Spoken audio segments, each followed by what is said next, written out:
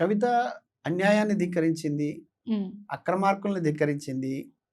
తప్పుడు మార్గంలో అధికారంలోకి రావాలనేటటువంటి కుయుక్తులు పన్నేవాళ్ళని ధిక్కరించింది. హ్మ్. తర్వాత మరీ ముఖ్యంగా ఈ తెలంగాణ రాష్ట్ర సాధన ఉద్యమంలో తొలినాళ్ళ నుంచి ఈ రోజు వరకు తన చెమటను ధారపోసి, తన రక్తాన్ని చిందించి నిలబడినటువంటి ఈ ప్రాంతంలో ప్రజల ఆకాంక్షలు నెరవేరాలనేటువంటి బలమైన ఆకాంక్షని వెలిబుచ్చడం కోసం ఆమె కొన్ని ప్రయత్నాలు చేసింది. ఆ ప్రయత్నాల్లో భాగంగా ప్రశ్నలు సంధించింది.